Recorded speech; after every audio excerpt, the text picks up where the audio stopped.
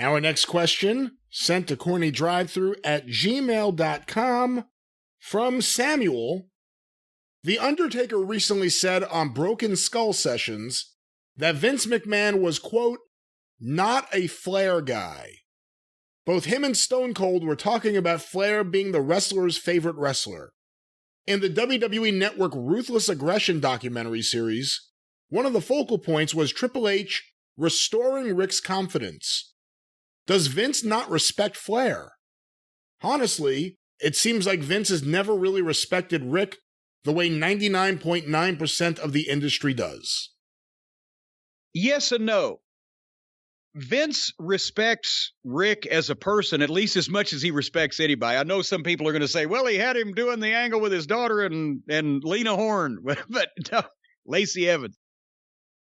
Vince respects who Ric Flair has been, what he's done, his longevity, the dedication he's had to the business, the fact that he was the guy for the only opposition that Vince had there for quite a while, etc.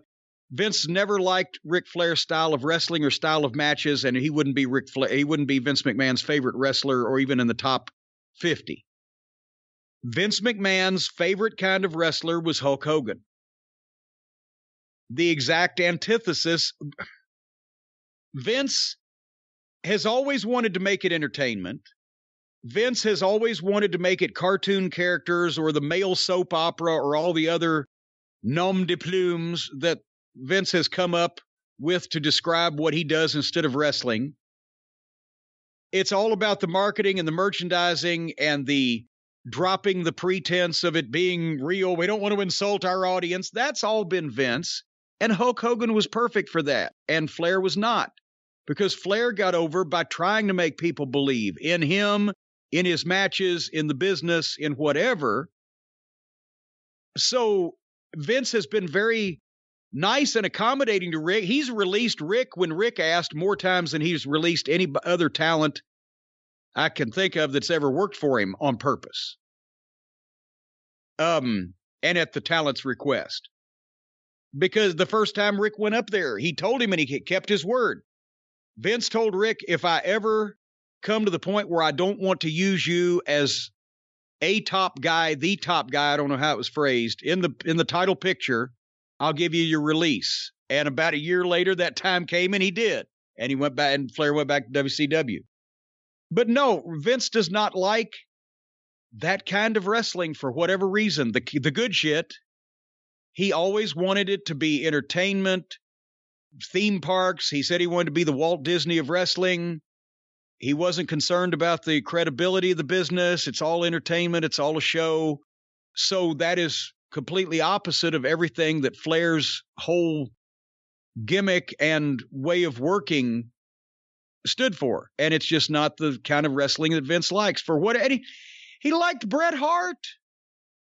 But goddamn, if you leave Vince and when he has Bret Hart in front of him, he'll use Bret Hart. But when you leave Vince to his own devices, he'll go to a Hulk Hogan or an Ultimate Warrior. And that's why the audiences have always been so different. Either WWF in the 80s and against NWA, WWF in the 90s against WCW, or now, unfortunately, the audience are still different, WWE versus AEW, but the WWE product is now the believable one. So, but that's what it's not that he doesn't respect the guy, but he's never liked that kind of matches. He would rather have promoted Hulk Hogan versus the Ultimate Warrior than Ric Flair versus Ricky Steamboat. Even if the gates were the same, I think. Makes you wonder what he would have done with Flair if he had gotten him in either 85 or 88. I don't think we would be sitting here talking about Ric Flair still being a fucking guy that's asking for his release to go to other places, because he wouldn't have had the timelessness. Rick needed to be at a place where he could be Rick, not be a member of a cast of performers. All right, Jim, our final question, which, by the way, before we get to that, which, by the way, is what doomed him on his first time in 91, because they brought him in and immediately made Ric Flair one of the boys on the roster instead of the outsider that he went in as. Remember?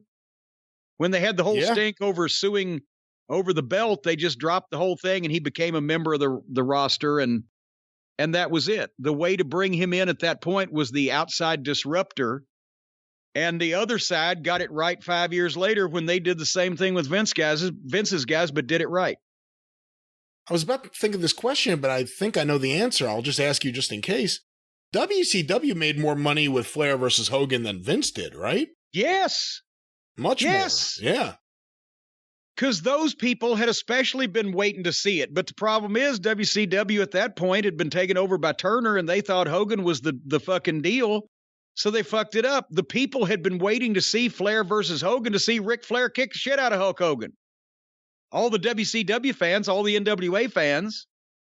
My God, if you'd have had Ric Flair versus Hulk Hogan in 1986 in Charlotte, it would have sold out, and Flair would have been a raving babyface.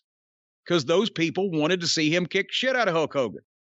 The WWF fans probably wanted to see Hogan leg drop Flair, but not nearly as much as the NWA fans wanted to see Ric Flair kick shit out of Hulk Hogan. But then when they finally had it in WCW, Hulk Hogan still kicked the shit out of Ric Flair. And those fans, most of them didn't like it. Anyway. Yeah, I'm not sure at the end Flair liked it either when he was told, oh, by the way, you're about to lose a retirement match. Yeah. What? No, and it got to the point where Flair was tired of it too, as well as the fans. They made the mistake of thinking because Hogan and all of the ex-WWF guys in WCW in the 90s, Hall and Nash, were such huge stars in their previous environment and then were brought in a top spot, they forgot that ultimately the fans of their product would like to win in the end. But in this case, the invaders and the people from outside, the outsiders, the foreigners, not our guys, but the ones that are against us, they ended up winning everything. That's what ran the fucking company out of business. That would be like Vince hiring all the AEW guys and having the AEW guys come in and kick the shit out of his guys, not just the first time around to get heat and set up a rivalry, but over and over and in the end. Jesus Christ.